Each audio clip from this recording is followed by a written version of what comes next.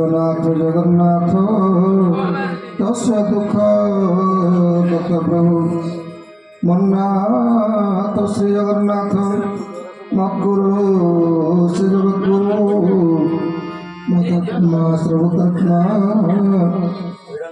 तस्मै श्री गुरुवे नमः।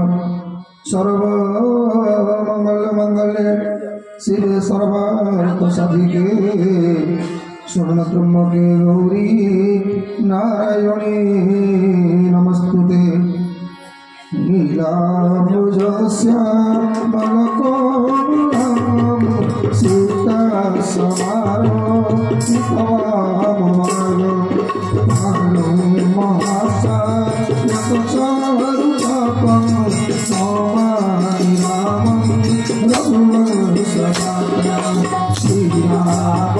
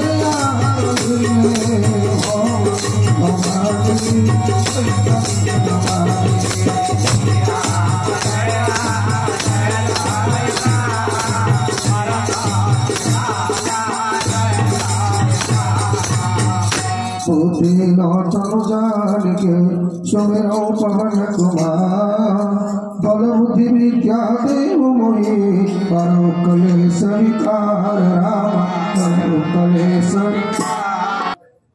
इष्टदेव परम कारुणिक कुशल किशोर मर्यादा पुरुषोत्तम दशरथ नंदन जानकी जीवन रघुनाथ जी आह्लादनी शक्ति स्वरूपिणी निकुंज कुंजेश्वरी रासरसेश्वरी माँ राधाराणी भगवान का वांग्मय स्वरूप परम शास्त्र श्रीरामचरित मानस नवान्न पारण ज्ञान यज्ञर कर्णधर श्री व्यासजी महाराज भगवान कथा रसिक ज्ञानी मग्रगण्य वीर बजरंग बली महाराज मध्य सद्गुरुदेव पूज्य पूजक बाबा बलिया पद्मे अनंत दंडवत प्रणाम निवेदन पूर्वक मासुतिनी पवित्र पौष मसरे देवाभिषेक पूर्णिमा पौष पूर्णिमार पुण्य मुहूर्त आयोजित श्रीरामचरित मानस कथा ज्ञान यज्ञर कर्णधर सुप्रसिद्ध श्री व्यासजी महाराज परम पूजनीय प्रातःस्तरणीय सन्त अभितर अग्रगण्य सकला बाबा पादपद्म को ये अगम सेवकर भक्तिबुद्ध प्रणाम।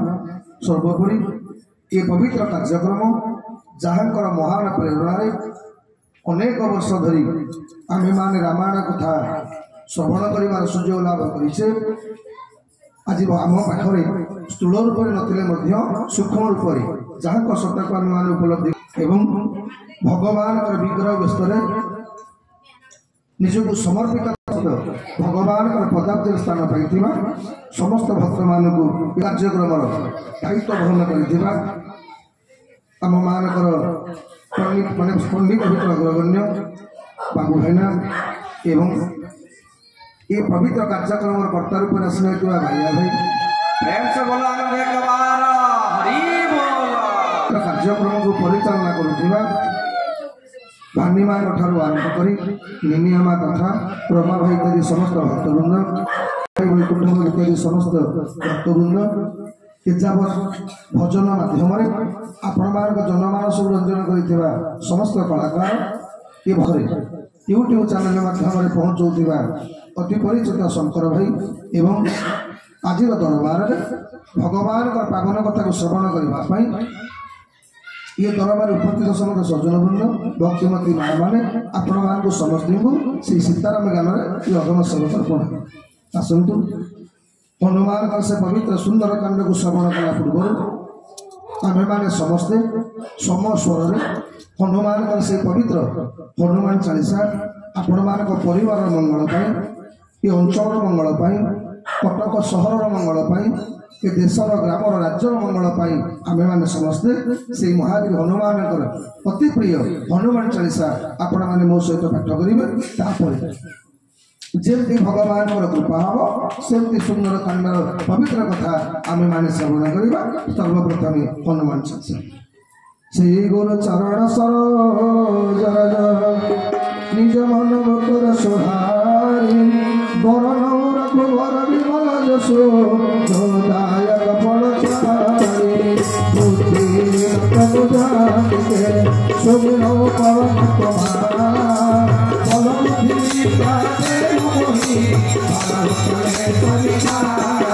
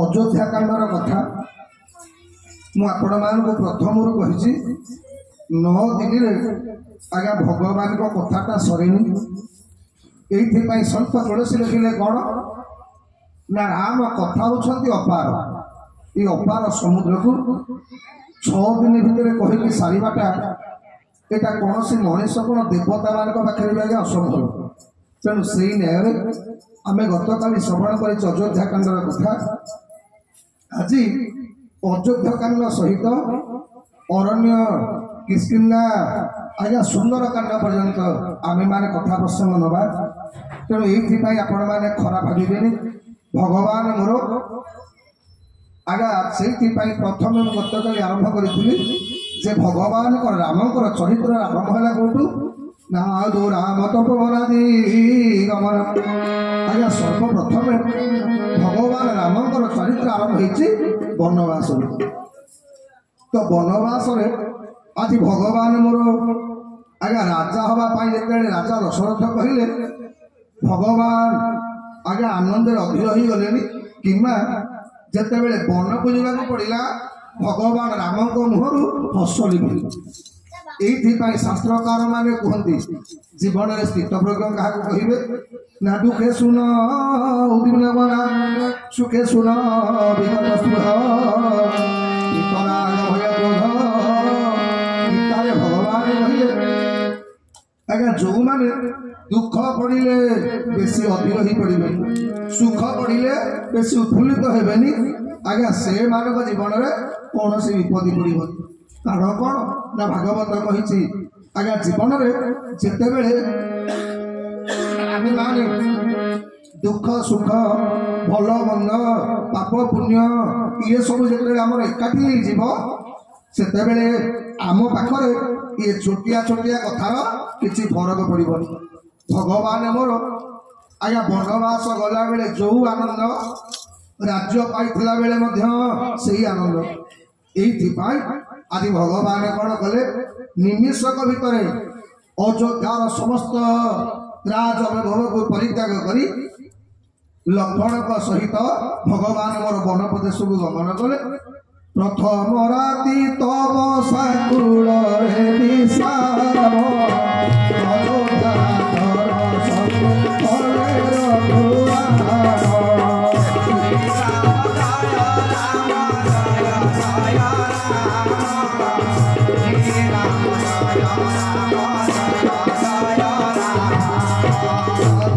Yeah.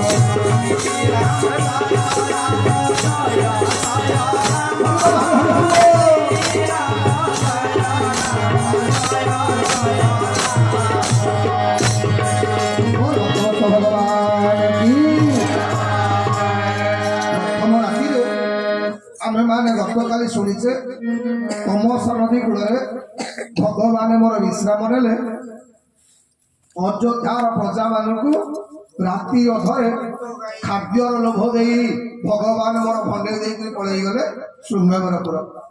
ତ ଦ୍ୱିତୀୟ ଦିନରେ ଶୃଙ୍ଗବେରପୁରରେ ଭଗବାନଙ୍କର ମିତ୍ରତା ହେଲା ବୃହତ ସଭା। ଭଗବାନ ଗୋଟିଏ ରାତିରେ ଯାପନ କଲେ। ତୃତୀୟ ଦିନ ସକାଳୁ ଭଗବାନ ମୋର ଆମେମାନେ ଶ୍ରବଣ କରିଛେ ପୂର୍ବ ବର୍ଷ କୈବର୍ତ୍ତ ଭଗବାନ ପାରି କରେଇଲା ଗଙ୍ଗା ନଦୀ। ଭଗବାନ ଗଙ୍ଗା ନଦୀ ପାରି ହେଇକରି ଗଲେ। ପଞ୍ଚମ ଦିନରେ ଭଗବାନ ପ୍ରବେଶ କଲେ ଭରଦ୍ୱାଜ ଋଷିଙ୍କର ଆଶ୍ରମରେ ଏବଂ ଭରଦ୍ୱାଜ ଋଷିଙ୍କୁ ଭଗବାନ ପଚାରିଲେ କଲେ ଭରଦ୍ୱାଜ ମୁଁ ରହିବି କୋଉଠି? ଭରଦ୍ୱାଜ କହିଲେ ପ୍ରଭୁ ଆପଣ ଯଦି ମତେ ବାଟ ପଚାରୁଛନ୍ତି ମୁଁ ଆପଣଙ୍କୁ 4 ଜଣ ଶିଷ୍ୟ ପଠେଇଲେ 4 ବେଦର ପ୍ରତୀକ ଆଜ୍ଞା ଭଗବାନ ରାମକୁ ଭରଦ୍ୱାଜ କହିଲେ ପ୍ରଭୁ ଯଦି ଜୀବନରେ ବାଟ ପଚାରିବାର ଅଛି କୌଣସି ସନ୍ଥଙ୍କୁ ଆଜ୍ଞା ବାଟ ପଚାରନ୍ତୁ।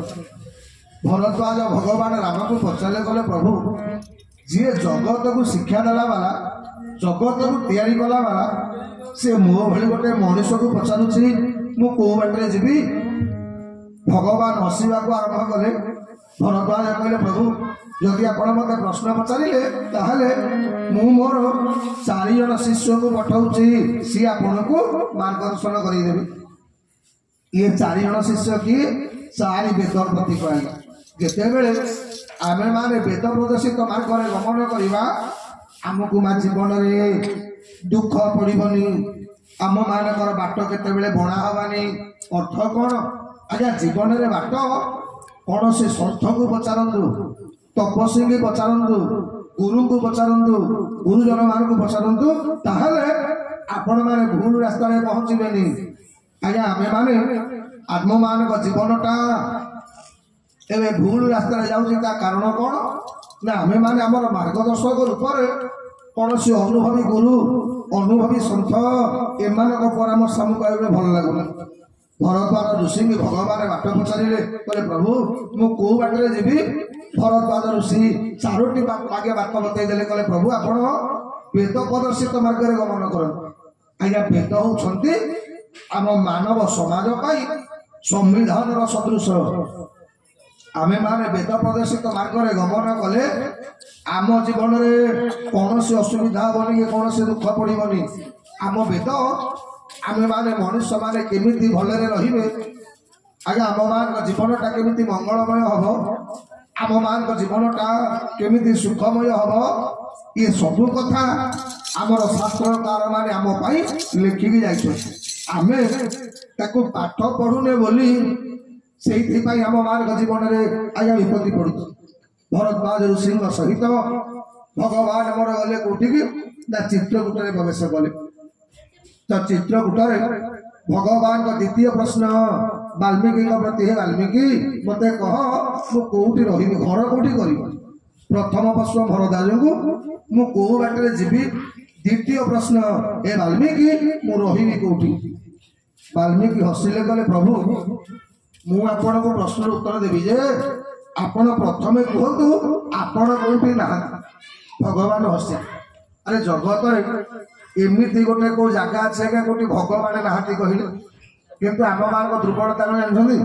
ଆମେମାନେ ପୂଜା କଲାବେଳେ ଭାବୁ ଯେ ଭଗବାନ ମୁଁ ପ୍ରାର୍ଥନା ବୋଲୁଛି ମୁଁ ଭଜନ କରୁଛି ଭଗବାନ ନିଶ୍ଚିତ ଦେଖୁଥିବେ। ଆମ ଧାରଣା ପୂଜା କଲାବେଳେ ପାଠ କଲାବେଳେ ଭଗବାନ ଆମର ଦେଖୁଛନ୍ତି କିନ୍ତୁ ପାପ କଲାବେଳେ ଆମେ ମନେ ମନେ ଭାବୁ କଣ କେହି ତ ଦେଖିନାହାନ୍ତି ଠାକୁର ବି ଜାଣିପାରୁନଥିବେ। ମୁଁ ବେଳେ ବେଳେ ଭାବେ ଯଦି ଆମ ଭଲ କାମଟା ଭଗବାନଙ୍କ ନଜରରେ ପଡୁଛି ଆମେ ମଧ୍ୟ କରୁଥିବା ପାପଟା ମୋ ଭଗବାନଙ୍କ ନଜରରେ ପଡୁଥିବ।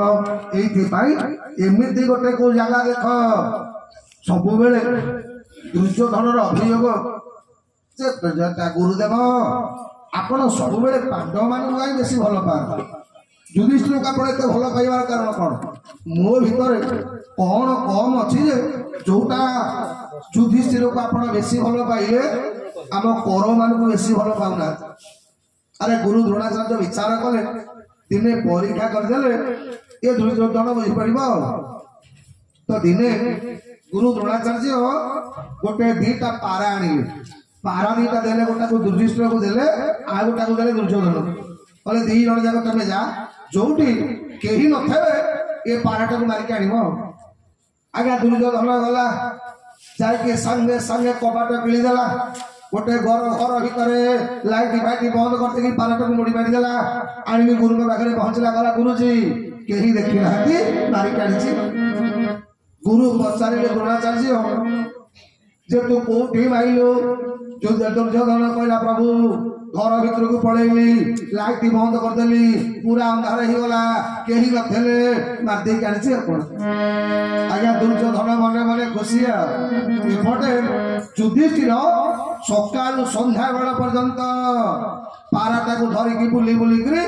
संध्या बेला को फेरिले गुरु का पाद तले पड़ी गले कहले गुरुजी मु आपन आदेश पालन करि पाइलिनी युधिष्ठिर दुर्योधन हसिला कहला गुरुजी एइथरे तम हतवागा बोकाटा को भल पाथलो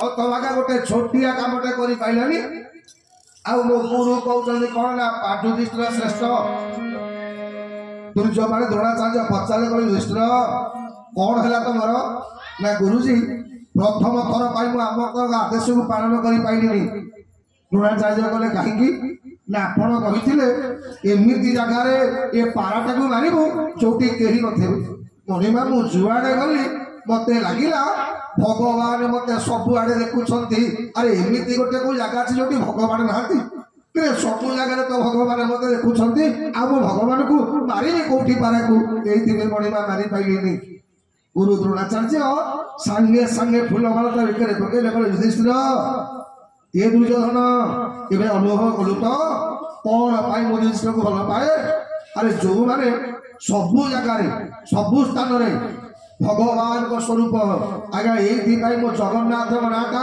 जगन्नाथ कहीं कहले आज्ञा भगवान रामेश्वर रहिले ताको ना हला रामेश्वर नाथ भगवान रहिले द्वारिका रे ना हला द्वारिकानाथ भगवान रहिले बद्रिका रे ना हला बद्रीनाथ किंतु गोटे जगह मो महाप्रभु का नाटा जगन्नाथ कारण कौन ना ये जगन्नाथ चाहिए पुरीनाथ ही पारि थांते ओडिशा नाथ ही पारि थांते एशिया महादेश नाथ ही पारि थांते भारत महादेश नाथ ही पारि थांते केवल तार हृदय आज्ञा निवास करेंगे कहले जार कानटा समुद्र गुण रहिबो समुद्र गुण कौन आज्ञा समुद्र गुण है जेते खराब पानी आसु जेते नदी पानी आसु जेते नाल पानी आसु समुद्र केबेले कहबनी जे मु आउ अधिका पानी नहीं पारिबेनी मो गर्भ फुल हो गला मो पेट फुल हो गलानी एटा समुद्र पाखरु केबे सुनिनी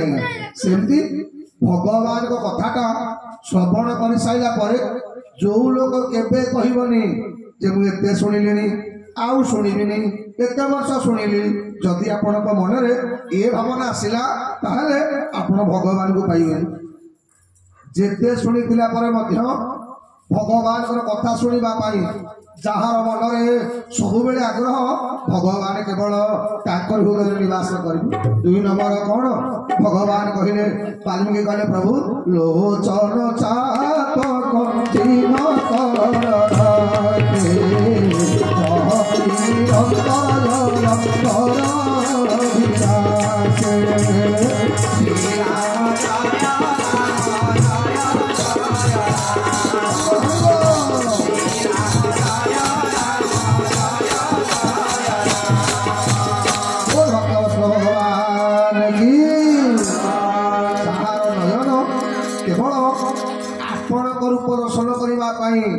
सब अपेक्षा कर हृदय निवास करेंगे आज्ञा पांचटी ज्ञानेन्द्रिय पांचटी कर्मेन्द्रिय मन बुद्धि चित्त अहंकार 14टी जगह वाल्मीकि देखेदेले भगवान को आज्ञा भगवान कौन कले द्वादश बरस प्रभु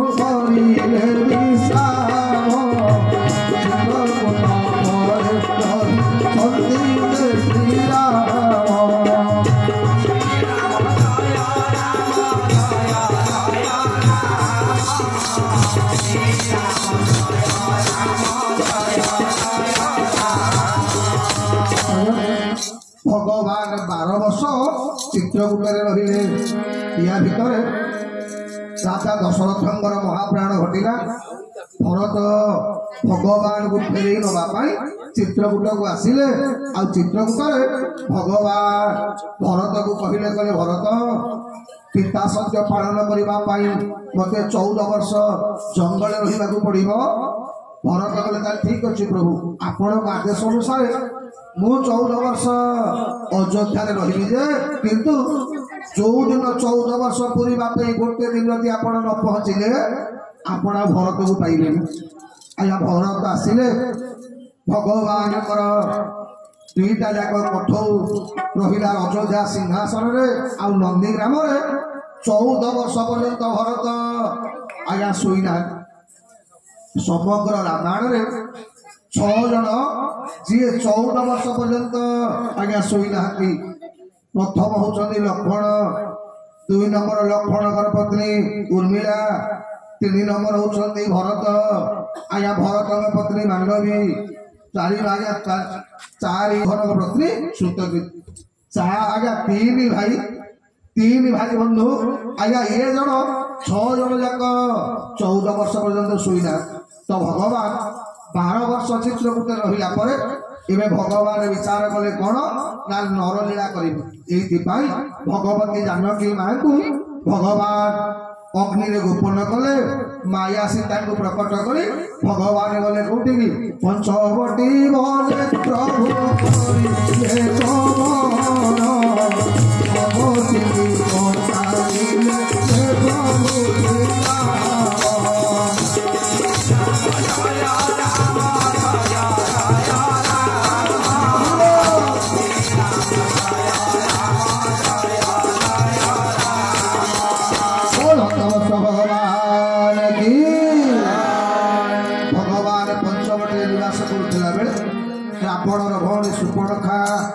ଭଗବାନଙ୍କର ରୂପରେ ମୋହିତ ହୋଇ ପ୍ରେମ ନିବେଦନ କଲା। ଭଗବାନ ଲକ୍ଷ୍ମଣଙ୍କ ସହିତ ସାତରେ ସୁପର୍ଣ୍ଣଖାକୁ ଯେମିତି ଆଜ୍ଞା କୁରୂପ କରିକି ପଠେଇଦେଲେ। ଖରଛୁଳ ତିସରାକୁ ଭଗବାନ ବଧ କଲେ। ରାବଣ କପଟ ମାରିଚଙ୍କୁ ପଠେଇଲା। ଜାନକୀ ମା ମୋର ହରଣ ହେଇଗଲେ। ଜାନକୀ ହରଣ ହେଲା ପରେ ଆଜି ଭଗବାନ କାନ୍ଦିକି ଜଙ୍ଗଲରେ ବୁଲୁଥିଲା ବେଳେ ଉଦ୍ଧାର କଲେ ଜଟାୟୁକୁ। ତାପରେ ଶବରୀକି ଭଗବାନ ଯେତେବେଳେ ଉଦ୍ଧାର କରିଛନ୍ତି, ଶବରୀ କହିଲା ଭଗବାନଙ୍କୁ, କହିଲା ପ୍ରଭୁ ଆପଣଙ୍କୁ ସୀତାଙ୍କୁ ସାହାଯ୍ୟ କରିବାକୁ ହେଲେ ଆପଣ ଗୋଟେ କାମ କରନ୍ତୁ, ଋଷ୍ୟମୁଖ ପର୍ବତରେ ସୁଗ୍ରୀବ ସହିତ ଭଗବାନ ମିତ୍ରତା କରନ୍ତୁ। ତ ସେଇଠି ହନୁମାନଙ୍କ ସହିତ ଭଗବାନଙ୍କ ପ୍ରଥମ ପରିଚୟ ହେଲା। କାରଣ କଣ ନା ଆମେ ସମସ୍ତେ ଜାଣିଛେ ବାଳ ବେଳେ ବାଳ ରବି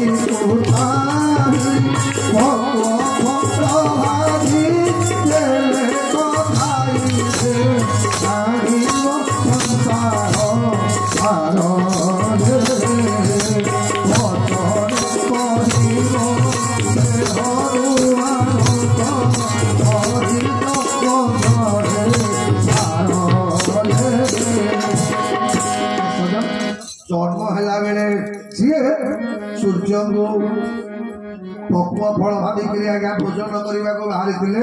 ତାଙ୍କ ନାଁ ହଉଛି ହନୁମାନ। ଆମେ ସମସ୍ତେ ଜାଣିଛେ ଶଙ୍କର ଭଗବାନଙ୍କର ଯେତେବେଳେ ଆଜି ସବୁ ଦେବତା ମାନେ କ୍ଷୀର ସମୁଦ୍ର ତଟରେ ପହଞ୍ଚିଲେ, କାରଣ କଣ ନା ମୁଁ ଆପଣ ମାନଙ୍କୁ କୀର୍ତ୍ତନ କରିବାକୁ କହେ କଣ ପାଇଁ? ଏ ବାପା ମାନେ ମା ମାନେ ଆପଣ ଘରେ ଏକୁଟିଆ ଯେତେ କୀର୍ତ୍ତନ କଲେ, ଯେତେ ପ୍ରାର୍ଥନା କଲେ ଭଗବାନ ଯେତିକି ଶୁଣିବେନି। ଯଦି ଆପଣ ଏକାଠି ସତସଙ୍ଗରେ ବସିକି କୀର୍ତ୍ତନ କରିବେ ଆପଣଙ୍କ ଡାକଟା ଆଗ ଭଗବାନ ଶୁଣିବେ। ଯେତେବେଳେ ରାବଣ ଆଜ୍ଞା ସବୁ ଦେବତା ମାନଙ୍କୁ ବାନ୍ଧିଲା, ସବୁ ଦେବତା ମାନଙ୍କୁ ପାଦ ତଳେ ଖଟେଇଲା, ସବୁ ଦେବତା ମାନେ ଆଜ୍ଞା ନିଜ ନିଜ ଦେବ ଲୋକରେ ଭଗବାନଙ୍କୁ ପ୍ରାର୍ଥନା କଲେ, ଭଗବାନ ଶୁଣିଲେ। ଶେଷକୁ ଦିନେ ସବୁ ଦେବତା ମାନେ ଏକାଠି ହେଲେ। କୌଣ ପକୁଳେ ଭାରି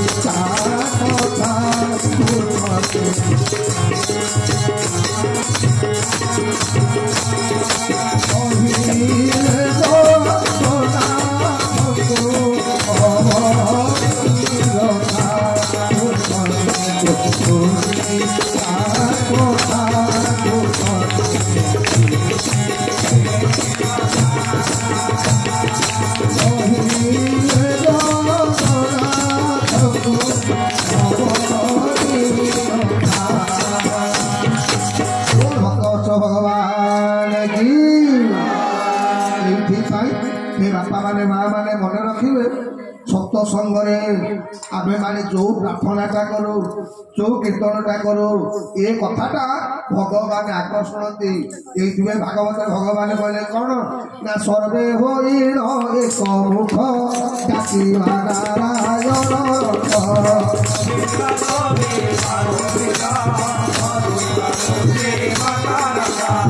सर्वे होइल एक मुख डाकिबा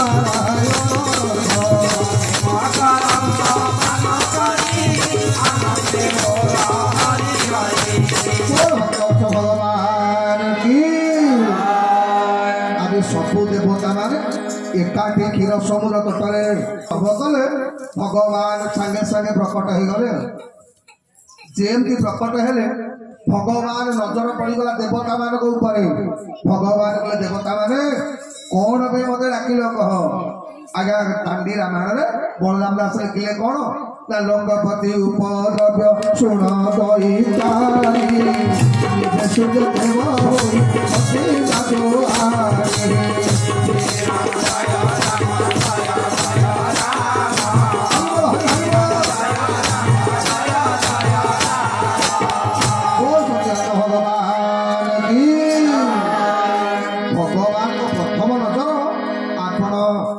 देवता को बुलाइया पड़ा अच्छा माँ मैंने कहल आदिदेव क्या कहती आदिदेव कि धन्यवाद बोले आदिदेव नमस्तुभ्यं दिवाकर नमस्तुते आम शास्त्र कही जो व्यक्ति आज्ञा प्रत्येक दिन सूर्य नमस्कार कर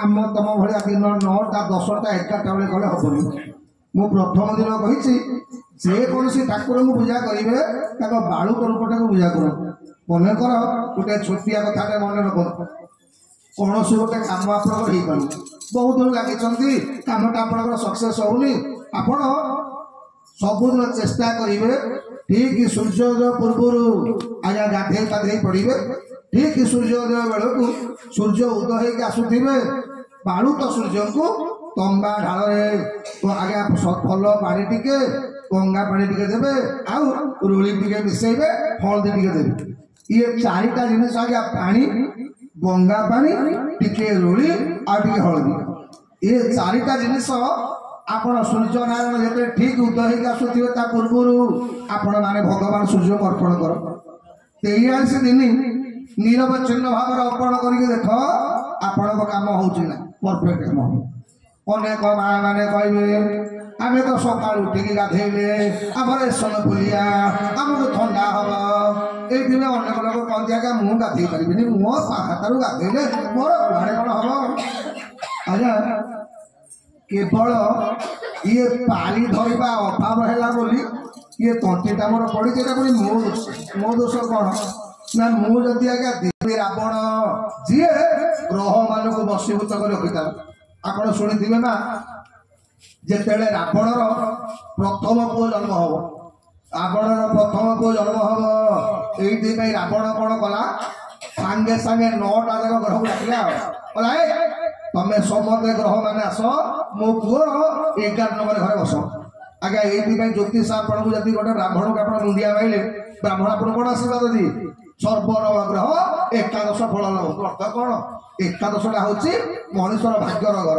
ତ ସେ ଘରେ ଯଦି ଆପଣ ମାନଙ୍କ ଶୁଭ ଗ୍ରହ ରହିଗଲା, ଯୋଗକାରକ ଗ୍ରହ ରହିଗଲା, ତାହେଲେ ଆପଣ ମାନେ ଉଚ୍ଚ ପଦବୀ ପାଇବେ, ରାଜା ହବାଟା ଫାଇନାଲ। ତେଣୁ ରାବଣ ମନେ ମନେ କଣ ଭାବିଲା, ଯଦି ମୋ ବଡ ପୁଅ ଗ୍ରହଟା 11ଟା ଯାକ 9ଟା ଯାକ ଗ୍ରହ 11 ନମ୍ବର ଘରେ ରହିବେ, ମୋ ପୁଅଟା ମୋଠୁ ଆହୁରି ବଳବାନ ହବ। ଆଉ କଣ, ମୋ ପୁଅ ଭଳିଆ ତ୍ରିପୁର ବିଜୟୀ ହବ।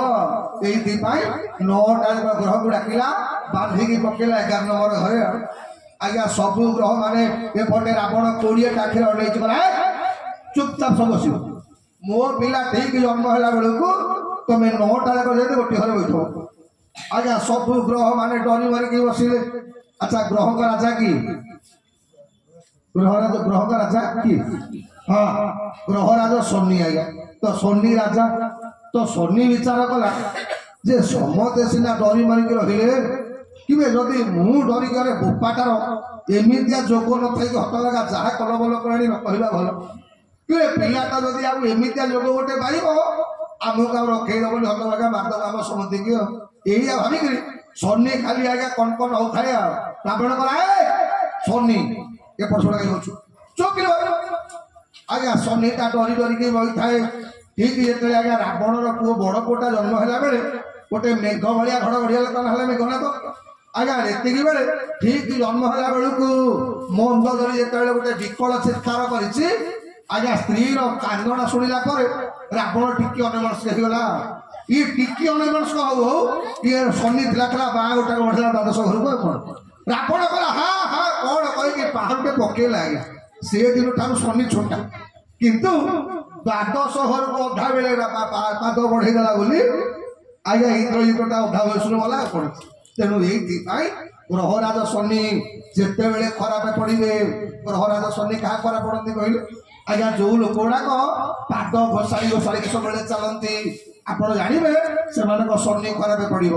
ଯୋଉ ଲୋକ ବାହାରକୁ ଘରକୁ ଆଇଲେ ଜମା ପାଦ ଧୋଇବନି, ଖାଇବା ବସିଲା ପୂର୍ବରୁ ଜମା ପାଦ ଧୋଇବନି, ଶନି ତାର ଖରାପ ପଡିବେ।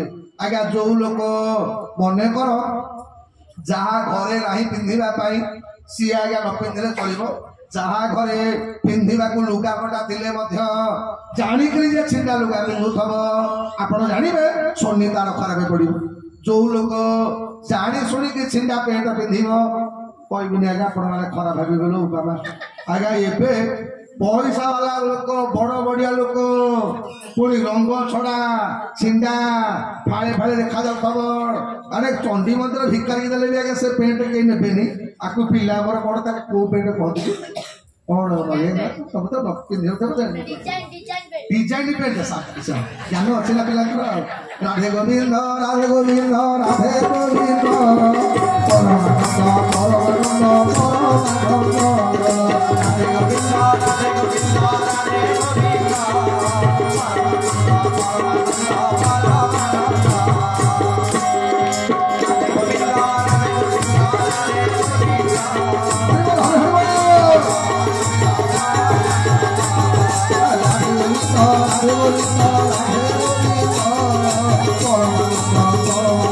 Oh